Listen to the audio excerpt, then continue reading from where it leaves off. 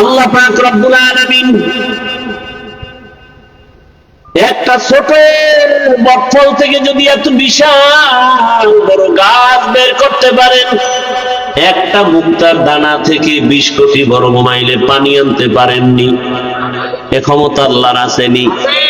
আল্লাহ তাআলা বলেন, কুদরতে পানির উপরে আল্লাহ নজর দিলেন, পানির মধ্যে তরঙ্গ আর ঢেউ, ঢেউয়ে ঢেউয়ে বাড়ি লাগতে লাগতে ফেনা জন্ম হলো।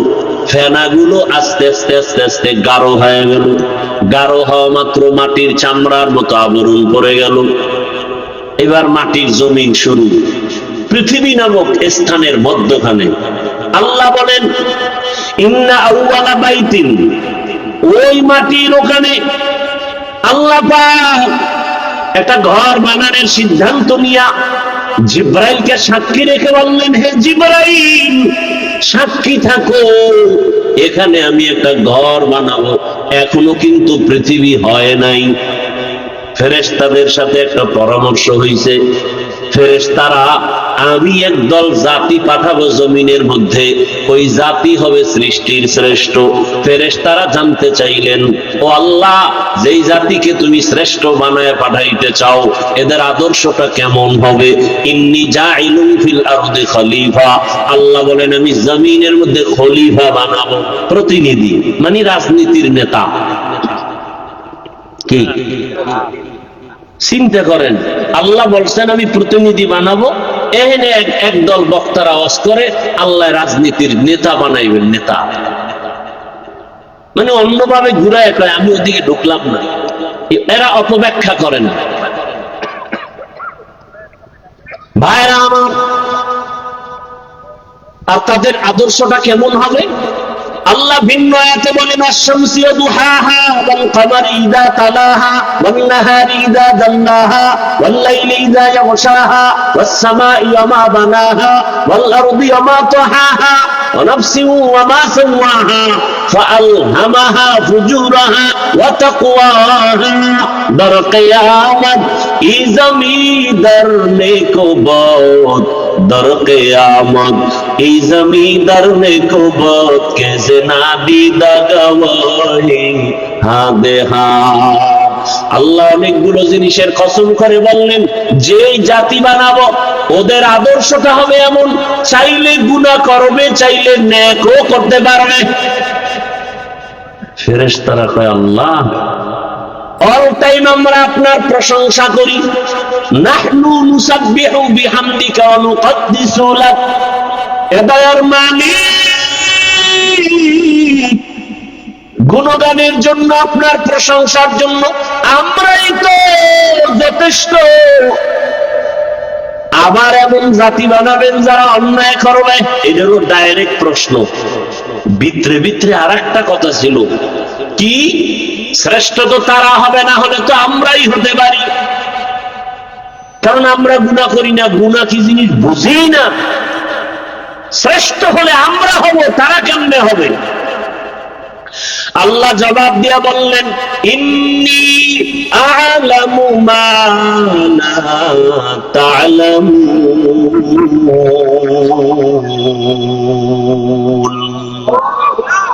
আমি আল্লাহ যা জানি তোমরা তা কিছুই জানো না। অর্থাৎ আমি আল্লাহ জানি ওই জাতি গুনাহ চাইলেই করতে পারবে, কিন্তু এমন একদল আমার বান্দা জমিনে থাকবে, এরা গুনাহ করবে দূরের কথা, এদের কাছে কোনো গুনাহ আসরও লাগতে পারবে না। এমন জাতি অবস্থা তাদের অন্তরে হবে। আল্লাহ পাক এবার সিদ্ধান্ত করে ফেললেন যে, ফেরেশতারা, তোমরা বুঝো না কেমনে শ্রেষ্ঠত্ব দান করবো, এবার তুমি বাস্তবে একটা নমুনা দেখাই। আল্লাহ নমুনা দেখাইতে গিয়া আদমকে মানাবার সিদ্ধান্ত নিলেন। ঘর বানানোর সিদ্ধান্ত আগে, এবার আদমকে মানাবেন। পৃথিবী নামের মধ্যখানে পানির উপরে মাটির আবরণ। আল্লাহ বলেন, সরদার ফেরেশতাদের জিবরাইল জমিনে যাইয়া ওই মাঝখানের মাটির চামড়াটা অংশ আমার কাছে নিয়ে এসে আমি আদম রে বানাবো। জিব্রাইল গিয়া মাটির একটু চামড়া নেওয়া লাগবে, দিবে না, মনে কষ্ট। জিব্রাইল ব্যর্থ হয়ে চলে গেলেন, আল্লাহ পারি নেই। আল্লাহ বলেন মিকাইল যাও। মিকাইল আইসাও পারে নাই, ফেরত। এবার আসছে ইসরাফিল, ফেরত। রাজি হয় না। আল্লাহকে আজরাইল তুমি যাও তো। আজরাইল সেই কি এর আমার অনুমতি? কুদরতের হাত জিব্রাইল ফেরেশতার হাতটার তালু দিয়া একটা আঘাত করছে, ওই পুরা চামড়া টান মেরে লয়ে দৌড়। আল্লাহ নাও কয় দেরি হইল না, দেরি কি আবার? মাত্র জিব্রাইলের হাতের তালুর মধ্যে ঢুকে গেছে পুরা চামড়া। বুঝেন আজরাইলের তো পুরা হাতটা কত বড়, এটা হলো হাতের তালু। এই লোক, এই ফেরেশতার দেহ কত বড়। আজকে তালতলি একজনের রুহু কবজ করলো, আজকে ঠিক একই টাইমে একজন মারা গেল আমেরিকায়। আজরাইলে কেমনে হবে? বলে পুরা পৃথিবীটা আজরাইলের সামনে একটা পানদানের মতো। কার কুদরত? এবার আল্লাহ ওই প্রথম পৃথিবীর ওই যে চামড়ার মতো হইছে, এখান থেকে আল্লাহ আদমকে বানালেন, আমাদের আদি পিতা। খেয়াল করেন, পেস্টাস লাগায়েন না আবার পরে। আদম আদিম শব্দ থেকে, আদিম শব্দ আরবি এর বাংলা অর্থ চামড়া। কিসের চামড়া? মাটির। মাটির চামড়া থেকে আদম তৈরি। আল্লাহ আদমকে বানাইয়া এরপরে ফেরেশতার সামনে উপস্থাপন করলেন, আর ফেরেশতাদের বললেন সব মাখলুকাতের নাম বলো। ফেরেশতারা পারলেন না। ওয়াল্লামা আদম আল আসমাআ কুল্লাহা, আল্লাহ আদমকে বললেন আদম তুমি এবার নামগুলো বলে দাও। আদম সব মাখলুকাতের নাম বলে দিল। এবার ফেরেশতারা কয় আমরা নিজেরা যে বড় মনে করছিলাম, মনে মনে ভয় পেয়ে গেছে, আমরা তো আসলে বড় হওয়ার যোগ্য। এটা আল্লাহর কাছে পেশ করলেন কোরআনের আয়াত, সুবহানাকা লা ইলমা লানা ইল্লা মা আল্লামতানা ইন্নাকা আনতাল আলিমুল হাকীম। ও দয়ার মালিক, তুমি যা শিখাইছো তাই পারি, এর বাইরে পারি না। আদমই শ্রেষ্ঠ হওয়ার যোগ্য, আমরা শ্রেষ্ঠ হতে পারি না। আল্লাহকে এটা মুখে বললে হবে না, বাস্তবে দেখাও। উসজুদু লি আদম, আদম রে কি করো? সিজদা করো। এই যে ফেরেশতারা নিজেদের ভুলটা বুঝতে পারলো, এখানে একটা পয়েন্ট খেয়াল করেন। ফেরেশতারা আল্লাহর কাছে ক্ষমা চাইল, যদিও তারা নিজেরা মনে করছেন আমাদের দুর্বলতা, ভুল, কিন্তু এটা আল্লাহর আদালতে কিনা। কথা বলেন না কেন? কি আপনাদের খারাপ লাগতেছে? আল্লাহর আদালতে কিনা ভুল না। কিন্তু এখানে একটা পয়েন্ট মনে রাখবেন, এই যে ফেরেশতারা আল্লাহর কাছে ক্ষমার প্রার্থনা করলো, ডাইরেক্ট করে নাই, একটা ওসিলা পেশ করছে। কি পেশ করছে? বর্তমান বাংলাদেশে ধর্ম নিয়ে, ইসলাম নিয়ে ফিতনা বেশি। পৃথিবীর কোন রাষ্ট্রে ইসলাম ধর্ম নিয়ে এত ফিতনা নাই। আমার সোনার বাংলায় যেই পরিমাণ ফিতনা, পীর মুরিদির মধ্যে যাবেন ফিতনা, টুপির মধ্যে যাবেন ফিতনা, নামাজে দাঁড়াবেন ফিতনা, আছে না নাই? হিন্দুরা ফিতনা করে না, খ্রিস্টানরা করে না, সব ইসলামের ব্যানার আলা মুনাফিকরা করে। কি আছে না নাই? আর এটা বাংলাদেশে কেন, কার বদদোয়া লাগছে, কোন বুজুর্গের বদনজর লাগছে বলা যায় না। নাইলে দুনিয়াতে আর কোথাও এত ফিতনা নেই। কি ফিতনা? এই ফিতনার মধ্যে একটা ফিতনা হলো ইউটিউবে অনেক বয়ান। আমগো বয়ান তো 50,000 লোকে শুনে, 1 লাখ লোকে শুনে। ওগো বয়ান তো সারা দুনিয়ায় শুনে। টিভি চ্যানেলে কি বয়ান? ওসিলা পেশ করে দোয়া করা বেদাত। বাস একটা মাইরে দিস, ওসিলা দিয়ে দোয়া করা বেদাত। আর আমি চ্যালেঞ্জ করে বলছি, সারা দেশে আজও বলি, ওসিলা পেশ করে দোয়া করা সুন্নাত।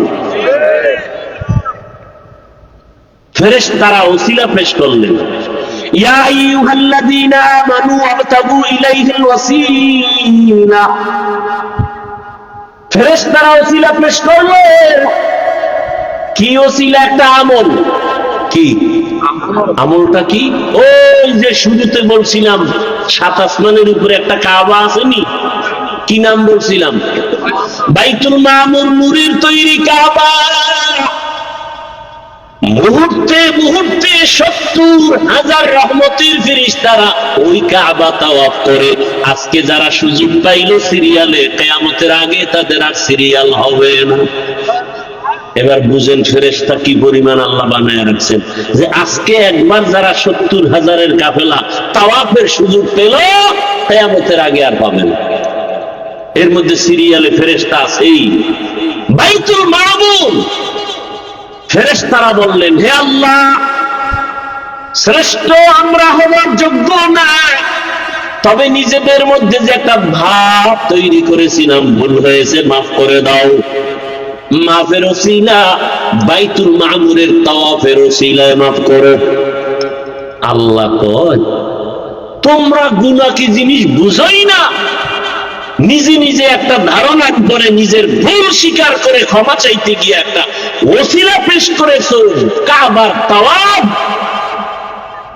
আমি যাব বানামু শ্রেষ্ঠ জাতি হিসাবে, এরা তো কত গুনাহ করবে, ইচ্ছা করে হাতের গুনাহ, চোখের গুনাহ, জবানের গুনাহ। এই যে মোবাইলের দ্বারা হচ্ছে না, সারা রাত মোবাইল ঘরে নিয়ে গুনাহ, চোখের গুনাহ, হাতের গুনাহ, জবানের গুনাহ, অন্তরের গুনাহ, কল্পনায় কল্পনায় গুনাহ।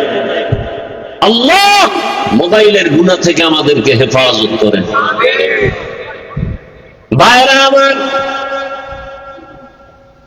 আল্লাহ পাক বললেন, ও ফেরেশতারা, তোমরা ওসিলা পেশ করেছো বাইতুল মামুর, কাবার তাওয়াফ। আমার যে জাতি বান্দা হবে শ্রেষ্ঠ, এরা অন্যায় করে ক্ষমা চাওয়ার দরকার। এদেরও তো একটা ঘর বানানো প্রয়োজন। ও জিবরাইল, যাও ওই আদমরে যেই মাটির থেকে বানানোর সিদ্ধান্ত নিলাম, ওখানে বাইতুল্লাহ নির্মাণ করো। প্রথম বাইতুল্লাহ নির্মাণ হয় জিবরাইল আমিন ফেরেশতার মাধ্যমে। এরপরে জমিনে আল্লাহ ঘর বানাইলেন বাক্কা নগরীতে। বাক্কা মানে এখন যার নাম মক্কা, আগে ছিল তার নাম। এগুলো এক ব্যাখ্যা। আর এক কথা হলো, না, বাক্কা কেন বলা হয়?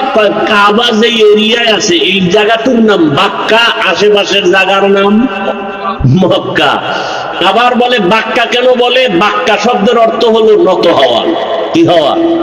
ওখানে গেলে সব মাস্তান কি হয় না, ধনী লোক একটু ভাব নেয়, অনেক কোনো ভাব চলে। রিক্সা ড্রাইভারও সাদা কাপড় পরে লাশের মতো কাপড় লাগাও।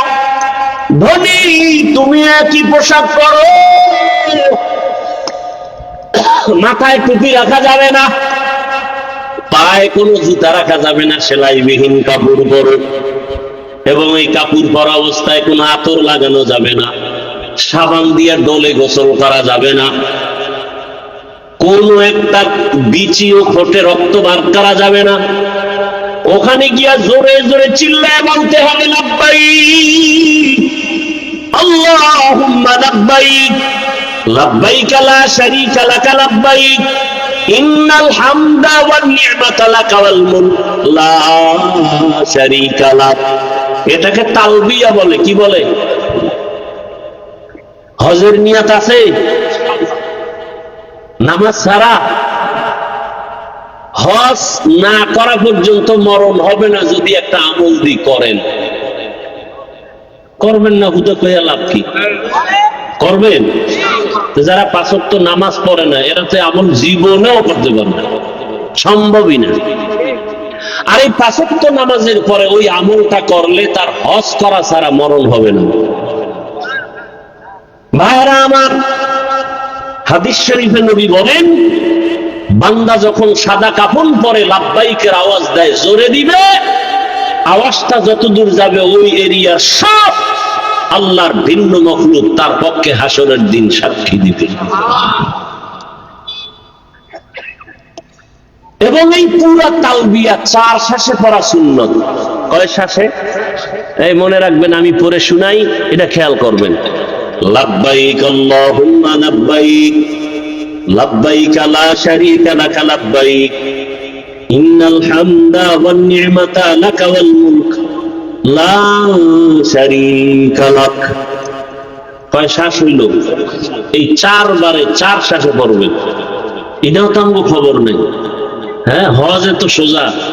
শাইখুল হাদিস আল্লামা আজিজুল হক রহমতুল্লাহ আলাইহি বলতেন, হজ যদি কেউ করতে চায়, প্রথম গিয়া সে দেখবে, দ্বিতীয়বার গিয়া জানবে, তৃতীয়বার গিয়া করবে, তাহলে হবে হজ করা। আরে হজের উপরে একটা কিতাব লেখছেন পৃথিবীর শ্রেষ্ঠ একজন বিখ্যাত আলেম, সমস্ত আলেম তার নাম জানে, তার কিতাব মাদ্রাসায় পড়ানো হয়। উনি গিয়া বাইতুল্লাহ তওয়াফ শুরু করছে উল্টা দিকে, অথচ উনি হজের বই লেখছে বিশাল। ওখানে গেলে সব বুজুর্গ এলেন, দুর্বল হয়, বড় কঠিন হালাত। এ ভাই, রসুলের সুন্নত, পানি পান করবেন কোন দিক দিয়া? বাম হাতে। জুতা পরবেন আগে কোন পা? মসজিদে ঢুকবেন কোন পা? রসুলের সুন্নত ভালো কাজ ডান পা। হজ করছেন বা উমরা করছেন কারা? একটু হাত দেখেন তো, খবর নেই, হাত নামান। আচ্ছা, যারা ছবিতে দেখেন খেয়াল করবেন, যারা করছেন এদেরও খেয়াল নেই। প্রত্যেকটা ভালো কাজ ডান দিক দিয়ে শুরু হয়, ঠিক, কিন্তু হজের তাওয়াফ শুরু হয় বাম দিক দিয়ে। কারণ কি? যখন আমরা তাওয়াফ শুরু করি, এই সিনাটা বাম দিকটা কাবার দিকে থাকে, খেয়ালও করেন নাই কি? ডান দিক থাকে না বাম সাইড, অর্থাৎ এদিকে ঘুরে। হজরে আসওয়াদ পাথরের গোড়ার থেকে তাওয়াফ শুরু হয়, বামে ঘুরতে থাকবে, ঘুরতে ঘুরতে কয় চক্কর? 7টা। গুইরা এই সাদা হজরে আসওয়াদের এখানে আসবে, 1 চক্কর শেষ, আবার এখান থেকে ঘুরবে। সব ডান দিক দিয়া সুন্নত, তাওয়াফটা বামে গেল। কথা বুঝেন নাই? না, কিসের ডান দিক দিয়ে? বাম সিনা বাম দিকে ঘুরে, বাম দিকে। ডানে তাওয়াফ করলে তো হবেই না, সিনা বাম দিকে শুরু হয়, বামে ঘোরে, বামে তাওয়াফটা শুরুই হয় বাম দিক দিয়ে। এই যেমন এই ধরনের স্টাইল, হ্যাঁ, ডান দিক দিয়ে শুরু করলে এদিক দিয়ে ঘোরা শুরু হয়। কিন্তু না, এই হজরে আসওয়াদ এই কোনায়, ওখান থেকে ঘুরতে থাকবে বামে, বামে ঘুরে আইয়া এখানে আবার আবার ঘুরো। এই সিনা বাম দিক, বাইতুল্লাহ সম্পর্ক নাইনটা থাকবে এই সাইড। আর যদি ডানে ঘুরি, এদিক থেকে শুরু করি, তাহলে এই সিনা থাকবে কাবার দিক, না এই সিনা কখনো কাবার দিকে থাকবে না। আপনি চিন্তা করতে পারেন যে বড় কঠিন কথা, এটা বুঝতেও বড় কঠিন। তাওয়াফের সময় বাইতুল্লাহর দিকে তাকানো যাবে না, কত কঠিন আইন। যখন তাওয়াফ করি, হাজী সাহেবরা বাইতুল্লাহর দিকে তাকায় থাকা যাবে না, নিষেধ। সিনা ফিরানো যাবে না বাইতুল্লাহর দিকে তাওয়াফের সময়, শুধু এইটা থাকবে এই বাম সাইড। বড় কঠিন হালাত। দেখেন, রসুলের রওজায় চিল্লানো যাবে না, চিল্লাইলেই গুনাহ। বাইতুল্লাহ জোরে আওয়াজ না দিলে গুনাহ। লাব্বাইক কেউ যদি কয় আমি বড় লোক মানুষ, একটু আস্তে কই, গুনাহ। ওখানে জোরে চিল্লাও, শুধু চিল্লাও, রমণ করো, নাইচা নাইচা হাঁটো। এখন অসৎ চোর, যারা দিনের চোর, এরা যদি আমার এই কথাটারে কাট করে চাইরা দেয় যে হাফিজুর রহমান সাহেব বলছে নাইচা নাইচা তাওয়াফ করো, নাচতে কইছে, এরকম বেয়াদব আমার দেশে আছে না নাই? অভাব নাই। ওই চোরারা তো রমল কি তাও ভালো করে বুঝে না, রমল কি তাও বুঝে না। বুঝাইতে গিয়া বলছি, এইভাবে হেলে দুলে তাওয়াফ করতে হবে, এটারে রমল করে। তুমি ধনী না গরিব, ওখানে কোনো মাস্তানি চলবে না। গরিবের যেই সূরা, ধনীরও একই সূরা, আওয়াজও এক। লাব্বাইক আল্লাহুম্মা লাব্বাইক, লাব্বাইক লা শারীকা লাক লাব্বাইক, ইন্নাল হামদা ওয়ান নি'মাতা লাক ওয়াল মুলক লা শারীকা লাক। রেকর্ড করলে তো বুঝতে পারবেন, এইটা 4 বারে করতে হবে। এটা আমরা তো খবরও নেই। আল্লাহ সবাইকে বুঝার তৌফিক দান করে। দয়াময় আল্লাহ আদম নবীকে বানায় জান্নাতে রাখলেন। আল্লাহ কয়, আদম তুমি ঘুমাও। এমন ঘুম দিছেন যে মনে হয় আর জীবন উঠবেন না, আল্লাহ রাব্বুল আলামিন কুদরতের হাত দিয়া আদম নবীর পৃষ্ঠ থেকে পিপিলিকার সূরাতে সবগুলো রূহকে বের করে নিলেন। কিয়ামত পর্যন্ত যত মানুষ আসবে সব প্রাণীর রূহ পিপিলিকার ন্যায় আল্লাহ বের করলেন। আর আদম নবীর এক হাড় থেকে আম্মা জান হাওয়াকে বানাইলেন। মনে আছে আদম শব্দের অর্থ কি বলছিলাম? চামড়া, মাটির চামড়া থেকে। আর হাওয়া হাওয়া হাওয়া শব্দ হলো হাওয়া, ওয়ের উপরে তাসদিদ, এটা হাইয়ুন থেকে হাওয়া। হাইয়ুন মানে জিন্দা, হাইয়ুন মানে কি? হুয়াল হাইয়ুল কাইয়ুম। হাওয়াকে হাওয়া বলা হয় কেন? কয় যে জিন্দা ব্যক্তি থেকে হাওয়াকে বানানো হয়েছে। জিন্দা ব্যক্তিকে আদম। বুঝেননি কথা? আদম আলাইহিস সালামকে জান্নাতে থাকতে দিলেন। এরপরে ঘটনা তো অনেক জানেন। আল্লাহ পাক এক পর্যায়ে নিষেধ করলেন ওই গাছের কাছে যাইবা না, তারপরও গেলেন, ফল খাইলেন। আল্লাহ তাআলা এক পর্যায়ে দুজনকে দুনিয়ায় পাঠাইলেন। দুনিয়াতে আল্লাহ সবার আগে আদম পাঠান নাই। আদম নবী দুনিয়াতে আসার 2000 বছর আগে এই জমিনের বাসিন্দা জিনেরা ছিল। কারা ছিল? ইবনে কাসির রাহমাতুল্লাহ আলাইহি বলেন, জিনের আগেও এই জমিনের বাসিন্দা ছিল আর একদল প্রাণী, এরা শরীয়ত আল্লাহর মানত। এদের নামও লেখছে আল হাইন আল বিন। আল হাইন আর বিন নামে এই প্রাণীগুলো জমিনে বসবাস করত। এরপরে জিন, জিনের পরে ফেরেশতা, এরপরে মানুষ আসছে। মানুষের মধ্যে প্রথম আসছে আদম। আদম আসছে কই জানেন না? আমরা জানেন না? চরণদ্বীপ ভারতের জমিনে আসছেন পয়গম্বর আদম। আম্মা জান হাওয়া আসছেন আরবের ভিতরে জেদ্দায়। জানার মতো অনেক কথা আছে, বলবো না মোনাজাতে দিয়ে দৌড় দিব?